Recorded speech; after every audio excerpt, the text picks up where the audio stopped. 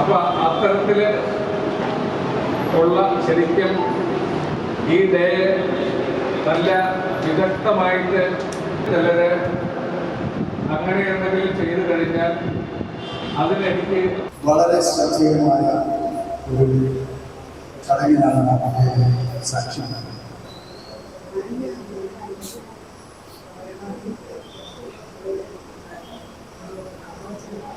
ബഹുമാനമായ ദിവസത്തിന്റെ പ്രാധാന്യം, ഫെബ്രുവരി 20-ന്റെ പ്രാധാന്യം. ഫെബ്രുവരി 20 ലോകമെമ്പാടും the day of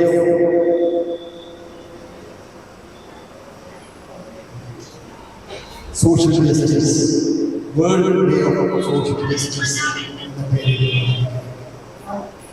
ലോകത്തെ എല്ലാ രാജ്യങ്ങളിലും ആഘോഷങ്ങളും ചടങ്ങുകളും നടത്തുന്നത്. ഇത് സെമിനാർ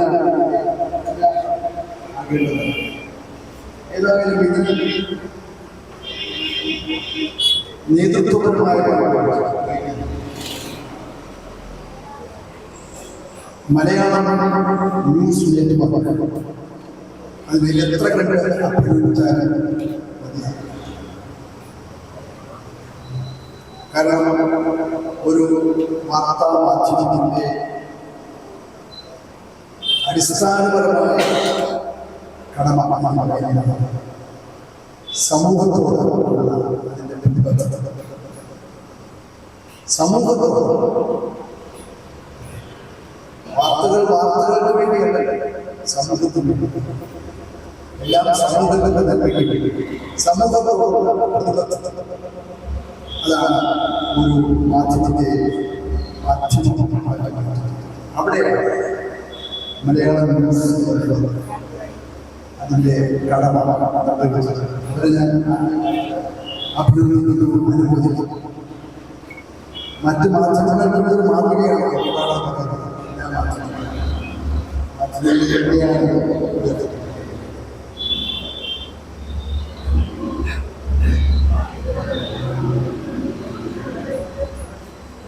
ഒരു നാടിന്റെ പുരോഗതി,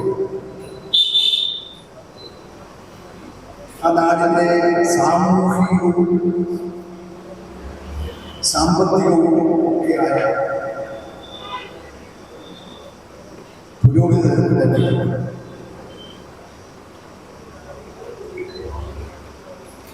ലോകത്ത് ആധികാരികമായി ഐക്യരാഷ്ട്രസഭ രൂപം കൊണ്ടുവന്നതാണ്. ഇപ്പോഴല്ല, 1948 ലോക രാജ്യങ്ങളെ തന്നെ 4 വിഭാഗം സംസ്ഥാനങ്ങളായി ലോകരാജ്യങ്ങൾ. സാമൂഹികവും സാമ്പത്തികവുമായ പുരോഗതി നേടിയതാണ്. സാമൂഹിക പുരോഗതി, പക്ഷേ സാമ്പത്തികമായ പുരോഗതിയുണ്ട്, പക്ഷേ സാമൂഹികമായ 4ാമത്തെ സ്ഥാനം സാമ്പത്തികവും സാമൂഹികവുമായ പിന്നോക്കാവസ്ഥ. അതാണ് സോഷ്യൽ എക്കണോമിക് 4 സ്ട്രാറ്റകളായി ഇതിന്റെ അടിസ്ഥാനം. സാമൂഹിക പുരോഗതിയുടെ അളവുകളും സാമ്പത്തിക പുരോഗതിയുടെ അളവുകളും ഇതിന്റെ അടിസ്ഥാനത്തിൽ ഇക്കാലത്ത് യുണൈറ്റഡ് നേഷൻസ് ഈ കാഴ്ചപ്പാട് വെച്ചുകൊണ്ടുള്ള ദിനം എന്ന നിലയിൽ 2007 നവംബർ 26 ഐക്യരാഷ്ട്രസഭയുടെ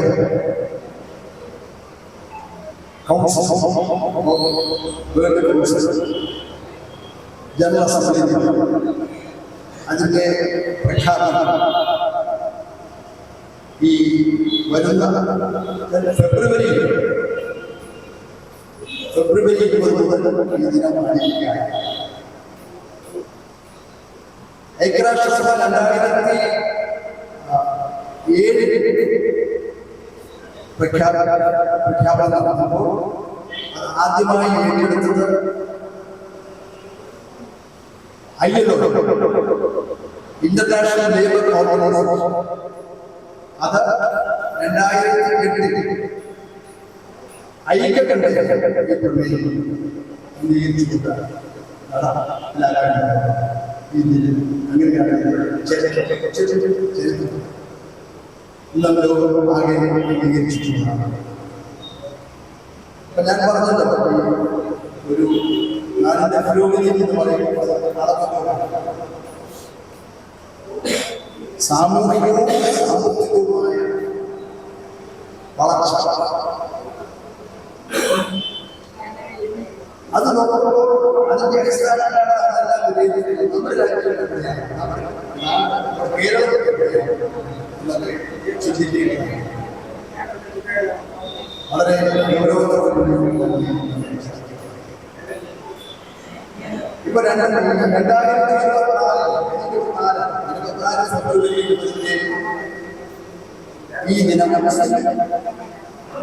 world day of social justice ദിനത്തിന്റെ തീം എന്ന് പറയുന്നത്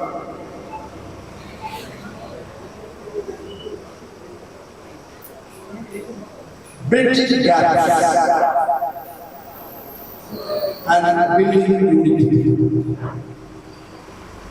Bridging gaps and building unity.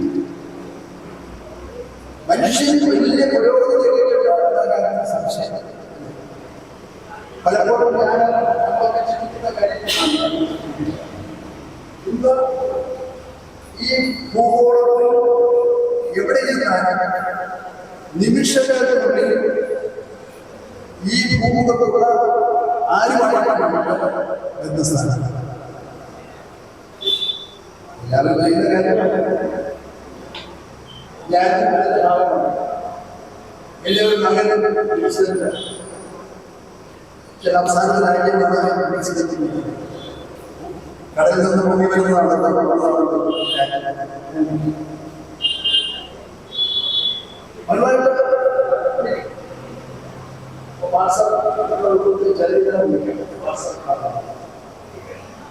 ഒരു നിമിഷം അത്ഭുതം. അമേരിക്കയിലുള്ള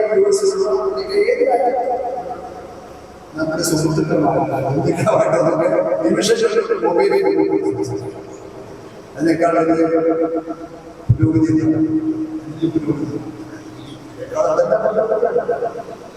പക്ഷെ ഞാൻ ഒരു കാര്യം ഓർമ്മിപ്പിക്കും, ഈ പുരോഗതി എന്ന് പറയുന്നത് പുരോഗതി മനുഷ്യർ തമ്മിലുള്ള ശാരീരിക ഉണ്ടോ?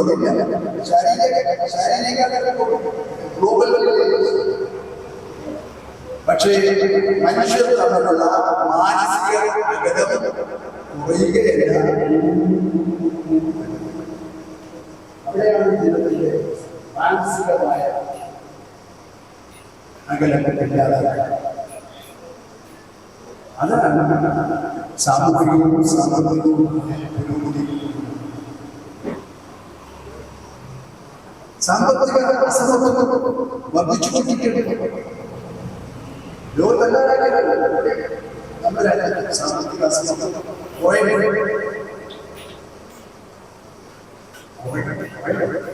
ഞാൻ ഓർക്കുന്നുണ്ട്, ഇന്ത്യയിൽ തന്നെ നമ്മുടെ ഭരണാധികാരികൾ തന്നെ അന്വേഷിച്ചിട്ടുള്ള ഈ സാമ്പത്തിക കേന്ദ്രീകരണം, സാമ്പത്തിക കേന്ദ്രീകരണത്തിന് നിയന്ത്രണം എന്ന് പറഞ്ഞുകൊണ്ട് ശ്രീമതി ഇന്ദിരാഗാന്ധി പ്രധാനമന്ത്രിയായി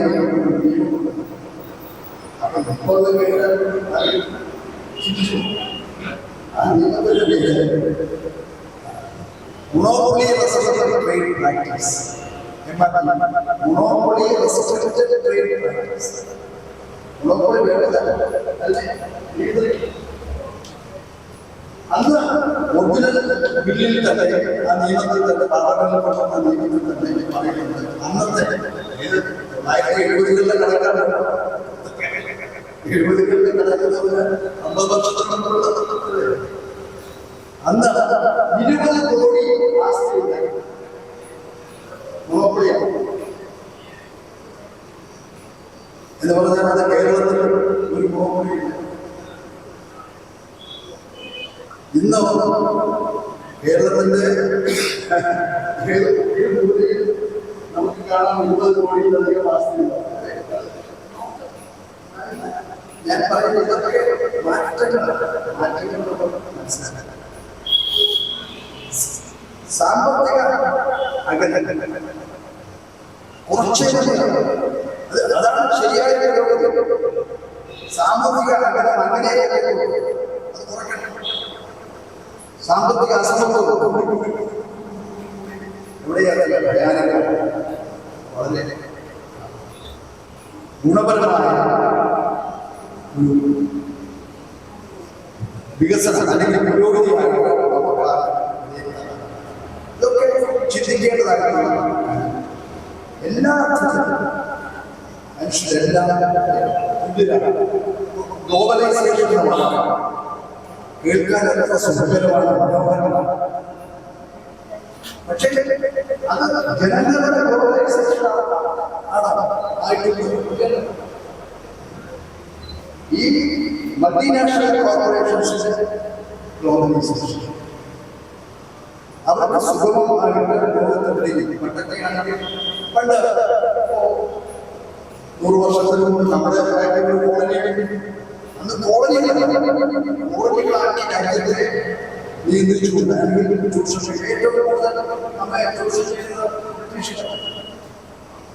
ബ്രിട്ടീഷ് സാമ്രാജ്യത്തിൽ കോളനികളാക്കി. ഇന്ന് കോളനികൾ ആക്കേണ്ട കാര്യം ആക്കാതെ അതൊക്കെ ചെയ്യാൻ സാധിക്കും. അത് ഇതിന്റെ ആഗോള നല്ല വശം, പക്ഷേ ഇതിന്റെ ദോഷമാണ്. ഇതൊക്കെ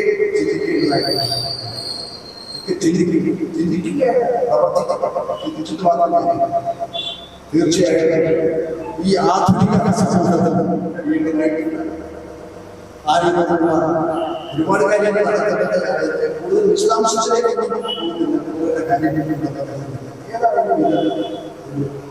തുറന്ന ചർച്ച വിഷയമായിട്ട് ദിനമായ എപ്പോഴും നമ്മൾ ചിന്തിക്കേണ്ടതായിട്ടുള്ള കാര്യമാണ്. മനുഷ്യരെല്ലാം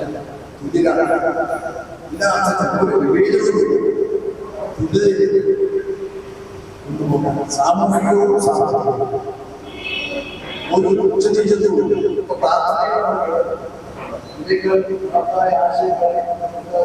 ആശയങ്ങൾക്ക് വരെ കുറവും ആശയങ്ങൾക്ക് വരെ ദാരിദ്ര്യവും അതാണ്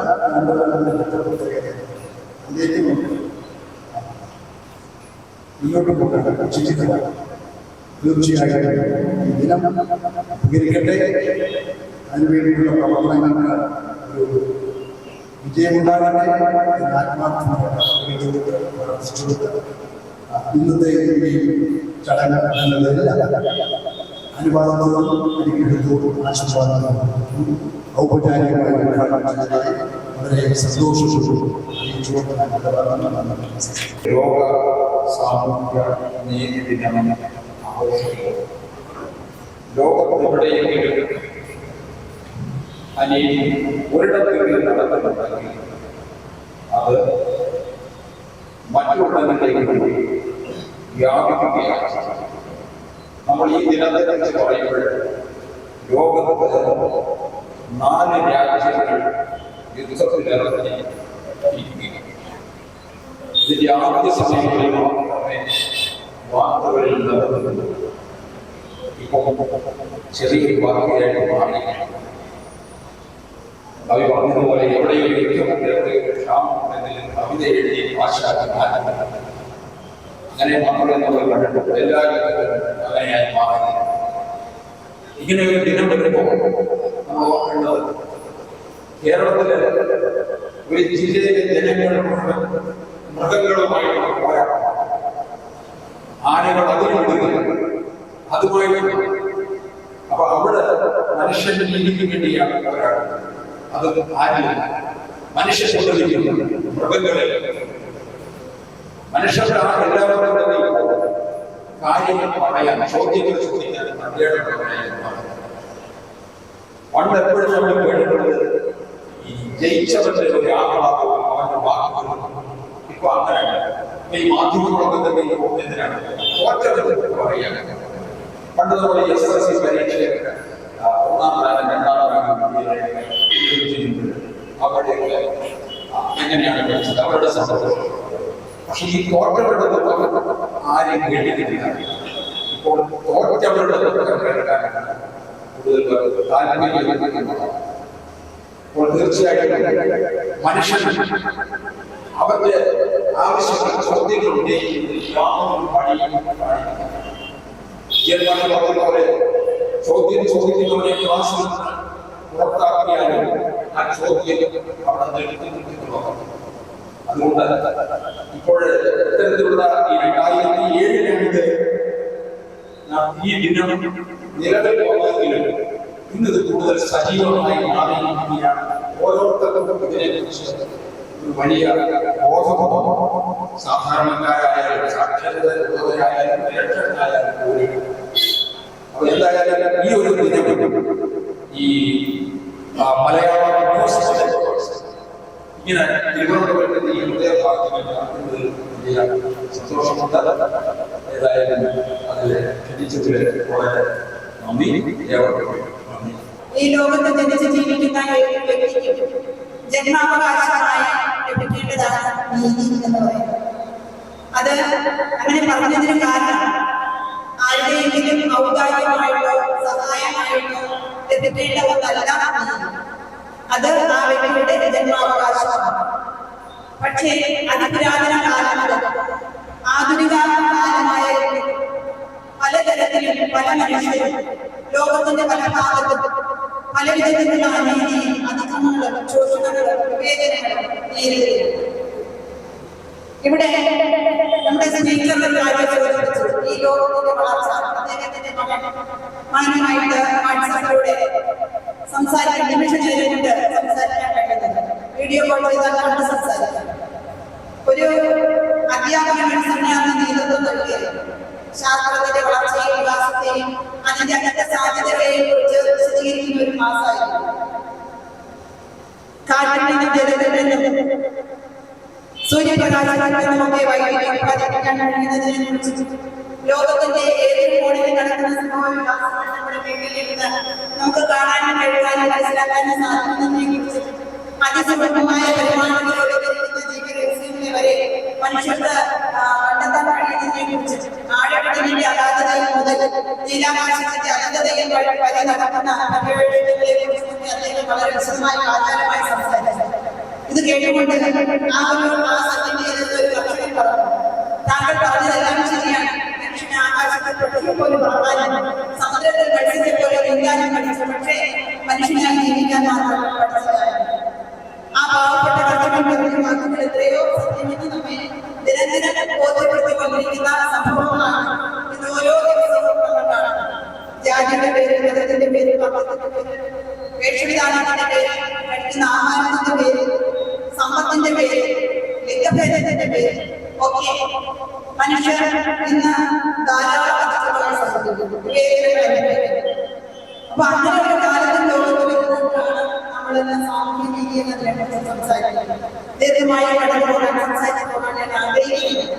എന്തിനേറെ പറയാം, ഇന്നത്തെ ഏറ്റവും ദിവസത്തെ പത്രങ്ങൾ പരിശോധിച്ചാൽ ഒരു വയസ്സുള്ള കുഞ്ഞിനെ ശ്വാസമുള്ള ചോർന്നാണ്. ആ കുഞ്ഞിനെ ഈ ലോകത്ത് ജനിക്കാനുള്ള അവകാശത്തെ നിഷേധിച്ചത്, ആ നീതി നിഷേധിച്ചത് സ്വന്തം അമ്മയാണ്. പൊതുഗണനയിൽ നിന്ന് വെള്ളം കോരി കുടിച്ചു എന്ന് പറഞ്ഞാൽ പൊതു കാലം വെള്ളം കുടിച്ചു എന്ന് പറഞ്ഞുകൊണ്ട് നാട്ടുകാരുടെ കൂട്ടത്തില് 2-3 കുട്ടികളെ തല്ലിച്ചെല്ലുന്നത് ഒരു വീഡിയോ കണ്ടു. കുറേയേറെ മനുഷ്യർ കാഴ്ചക്കാരായി നിൽക്കുന്നു. ഒരു മനുഷ്യൻ പ്രതികരിക്കുന്നത് പ്രതിമകളൊക്കെ നിൽക്കുന്ന ഈ കൊടുക്കുന്നത് പോലും നോക്കാതെ, ഒരു വാക്ക് പോലും മറുതരക്ഷണം പറയാതെ, നിഷേധിക്കാതെ, ഇതൊക്കെയും കണ്ടുകൊണ്ട് പ്രതിമ കണക്കെ നിൽക്കുന്ന കുറെ മനുഷ്യർ, അങ്ങനെയുള്ള മനുഷ്യർ ജീവിക്കുന്ന ലോകത്തിലാണ് സാമൂഹ്യം ജീവിച്ചു വരുന്നത്. നമ്മുടെ കേരളം കുറേ ഭേദമാണ്. ഇന്ത്യയിലെ ചില സംസ്ഥാനങ്ങളെ അപേക്ഷിച്ച് കുറേയേറെ സാമൂഹ്യ നീതിയുടെ രംഗത്ത് മുന്നേറാൻ സാധിച്ചിട്ടുണ്ട്. ആ ഒരു വലിയ ലക്ഷ്യം പിന്നിൽ കണ്ടുകൊണ്ട് സാമൂഹ്യ നീതി എന്ന വലിയ ലക്ഷ്യം കണ്ടുകൊണ്ട് നിരവധിയായ പദ്ധതികൾ, പ്രവർത്തനങ്ങൾ നമ്മുടെ സംസ്ഥാനത്ത് ഏറ്റെടുത്ത് നടത്തുന്ന ഒരു ഗവൺമെന്റ്. ഞാൻ ഭിന്നശേഷിക്ഷേമ കോർപ്പറേഷൻ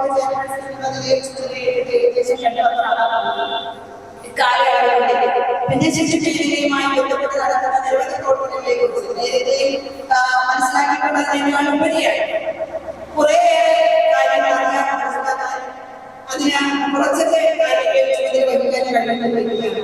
ഭിന്നശേഷിക്കാരെന്നുള്ള ഒരു വിഭാഗത്തെ മാത്രമായിട്ട് പരിശോധിച്ച് നമുക്ക് സാമൂഹ്യ നീതി വകുപ്പ് വഴി, വിവിധ ഡിപ്പാർട്ട്മെന്റുകൾ വഴി, വിവിധ സ്കീമുകൾ വഴി, ഭിന്നശേഷിക്ഷേമ കോർപ്പറേഷൻ വഴി, ഭിന്നശേഷി കമ്മീഷണറെ വഴി, കേരള സാമൂഹ്യ സുരക്ഷാ മിഷൻ തുടങ്ങിയ സ്ഥാപനങ്ങളിലൂടെ, DRCകളിലൂടെ, തദ്ദേശ സ്വയംഭരണ സ്ഥാപനങ്ങളിലൂടെ എത്രയെത്രയോ എണ്ണി പറയാൻ കഴിയുന്ന നിരവധിയായിട്ടുള്ള അനവധിയായിട്ടുള്ള പദ്ധതികൾ നമ്മുടെ സംസ്ഥാനത്ത് നടപ്പിലാക്കി വരുന്നു. എന്നാൽ അതൊക്കെ ആയോ, എല്ലാം ആയോ എന്ന് ചോദിച്ചാലല്ല, ഇനിയും ബഹുദൂരം മുന്നോട്ട് പോകേണ്ടതായിട്ടുണ്ട്. ആ ഒരു ബോധത്തിലേക്ക് നമ്മെ എത്തിക്കുന്നത് അവകാശ അധിഷ്ഠിതമായ ഒരു കാഴ്ചപ്പാട് നമ്മുടെ നാട്ടിലെ ജനങ്ങൾക്ക് ഉണ്ട് എന്നത് തന്നെയാണ്. ദാനീയം ഔദാര്യമല്ല, അവകാശമാണ്. ഞങ്ങൾക്ക് ലഭിക്കേണ്ട നീതി എന്നുള്ള ബോധമുള്ള ജനങ്ങൾ ഇവിടെ ഉണ്ട് എന്നുള്ളതാണ് ഈ നാടിന്റെ ഒരു പ്രത്യേകതയും അഭിമാനം. അതൊക്കെ പറയുമ്പോൾ തന്നെ നമുക്ക് സൂചിപ്പിക്കാൻ കഴിയും, അനേകം സാംസ്കാരിക നായകന്മാരും ചിത്രന്മാരും ഒക്കെ നേതൃത്വം നൽകി ഒരുകാലത്ത് പ്രാധാന്യം വിശേഷിപ്പിച്ചിട്ടുള്ള ഒരു കേരളത്തെ ഇന്നൊരു നവകേരളം മാറ്റിയെടുത്തിട്ടുണ്ട്. അന്ധവിശ്വാസങ്ങളുടെയും അനാചാരങ്ങളുടെയും കൂടായ്മയുടെയും പേരിൽ അനേകം ജനങ്ങളെ ചവിട്ടിമെതിച്ച വിനോദത്തിൽ നിന്നൊക്കെ അകറ്റി നിർത്തി, സമ്പത്ത് നേടുന്നതിൽ നിന്നൊക്കെ അകറ്റി നിർത്തി ചവിട്ടിമെതിച്ച് അത് വിവരമില്ലാത്ത കാലം ഉണ്ടായിരുന്ന ഒരു സത്യം നമ്മൾ കണ്ടിട്ടുണ്ട്. എന്നാൽ ഇന്ന് പുതിയ ഭാവങ്ങളും പുതിയ രൂപങ്ങളുമായിട്ട് പലതരത്തിൽ ആ രീതി അതിക്രമവും വീണ്ടും രംഗപ്രവേശനം ചെയ്യാൻ എളുപ്പമുള്ള കാലഘട്ടമാണ്.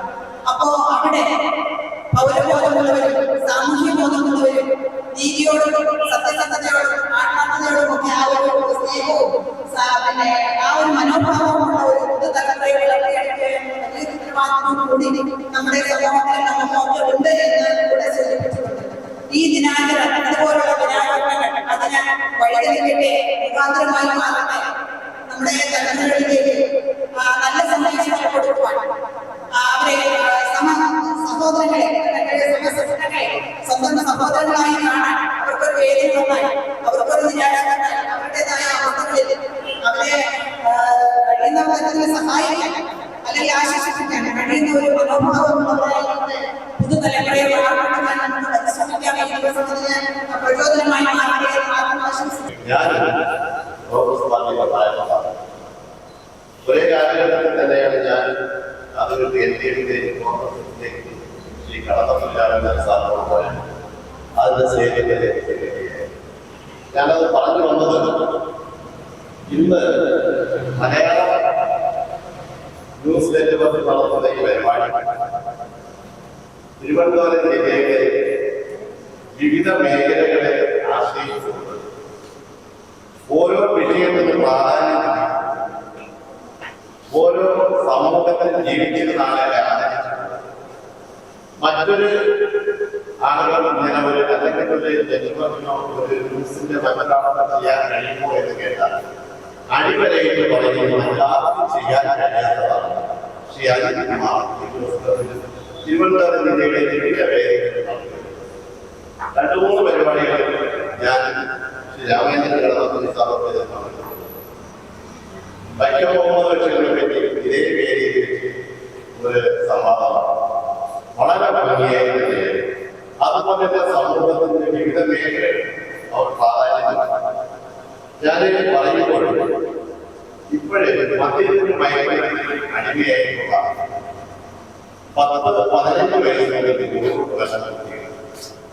അച്ഛനെ തിരിച്ചറിഞ്ഞുള്ള അമ്മയെ തിരിച്ചറിഞ്ഞുള്ള സഹോദരനെ തിരിച്ചറിഞ്ഞുള്ള നമ്മുടെ വിദ്യാഭ്യാസ രംഗത്തെയാണ്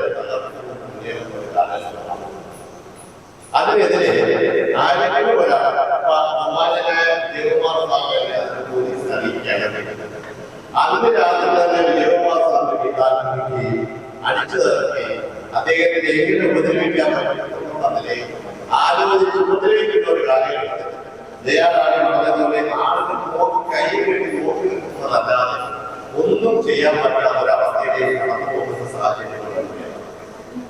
കേരളത്തിൽ വിവിധമായി ഒരു 6 മാസത്തിന് മുമ്പ് ഞാൻ നേരിട്ടേക്ക് പോകുന്നതാണ്. ജയാളിക്ക് ബാലാവരം എന്താവിലേക്ക് ഒരു വയോധികയായ ഒരു അമ്മയെ എരിവിൽ ഉപേക്ഷിച്ചിട്ട് പോയ ഒരു മകനെയും മരുമകളെയും രാത്രി 9 മണിയായപ്പോൾ ആ അമ്മ ആ തെരുവിൽ ആ പ്രദേശത്തുള്ള ആളുകൾ ഞാനും ആ ബസ് സ്റ്റാൻഡിൽ വരുന്നത് ഓർമ്മയായിട്ട് അമ്മയിരുന്നു ജയരാജിന്റെ ഞാൻ അവർക്ക് കണ്ടപ്പോ അവർ പറയാൻ പോലെ എന്റെ മകൻ വരും സബ്ലേഷ് ഓഫീസിൽ പോയി ഇടപാടുകളെല്ലാം നടന്നു മകൻ ഊട്ടുമായി അമ്മ ഭക്ഷണം കഴിക്കുന്നതിരിക്കണം ഞാൻ അവരുടെ പറഞ്ഞത് വീടും കൂടി താമസിക്കുന്നതാണ്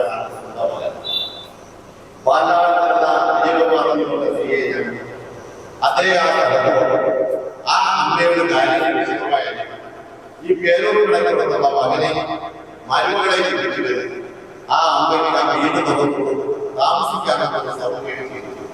പക്ഷേ ഞാൻ പറയുന്നത് ഇന്ന് മഴയിലുള്ള കാലഘട്ടമല്ല. അമ്മയും മകളെയും അല്ലെ അമ്മയും മകളെയും തിരിച്ചറിയുക സമൂഹത്തിന് ധനത്തിന് വേണ്ടി എന്ത് ചെയ്യാവുന്ന കാലഘട്ടത്തിലേക്ക് കടന്നു പോവുകയാണ്. ഇന്ത്യയിൽ ഏറ്റവും കൂടുതൽ ബഹുമതയുള്ള സംസ്കാരമുള്ള ഒരു നാടാണ് കേരളം. പക്ഷേ കേരളത്തിലെ സംസ്ഥാനം മറ്റെല്ലാ കാര്യങ്ങളും മദ്യത്തിന് മയക്കുമരുന്നിന് അടിമയായി മാറുകയാണ്. അതിനെ നമുക്ക് എങ്ങനെ സംരക്ഷിക്കാം ചർച്ച മലയാളം സംഘടിപ്പിക്കണം.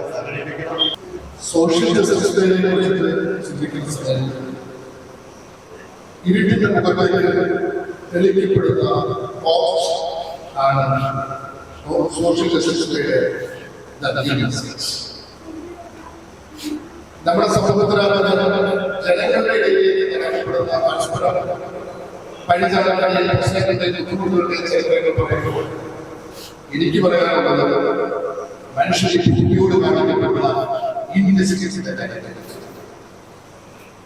മനുഷ്യരുടെ കാലഘട്ടം തന്നെ ഈ ഭൂമിയെ അവന്റെ ആവശ്യങ്ങൾക്കും അവന്റെ അനാവശ്യങ്ങൾക്കും ദുരാഗ്രഹങ്ങൾക്കും വേണ്ടി ക്രൂരമായി പീഡിപ്പിച്ചുകൊണ്ടിരിക്കുന്ന ഒരു കാലഘട്ടത്തിലാണ് നാം കാണുന്നത്.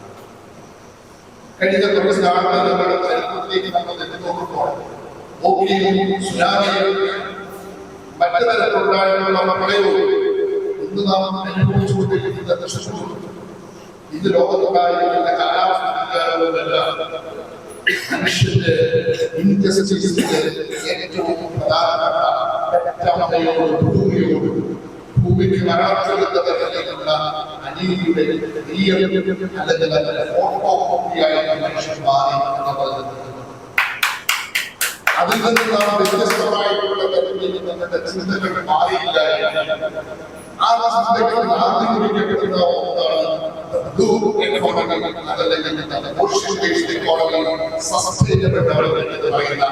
വികസനത്തെ ഈ നീണ്ട കണക്കെടുപ്പിന്റെ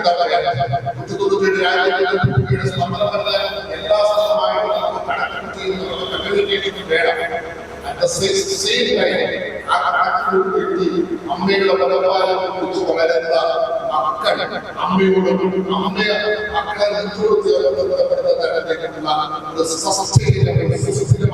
വികസനത്തിലേക്ക് നാം മാറണം. എങ്കിൽ മാത്രമേ ഈ പറയുന്ന സോഷ്യൽ ജസ്റ്റിസിലേക്ക് അർത്ഥവത്തായി ഇടപെടുകയാണ്. ഒപ്പം തന്നെ നമ്മുടെ നാടിന് ഏറ്റവും ലോക ചക്രവ്യാപാരത്തിന്റെ കടന്നുണ്ടാകുന്നത്. അതോടൊപ്പം തന്നെ സാധാരണ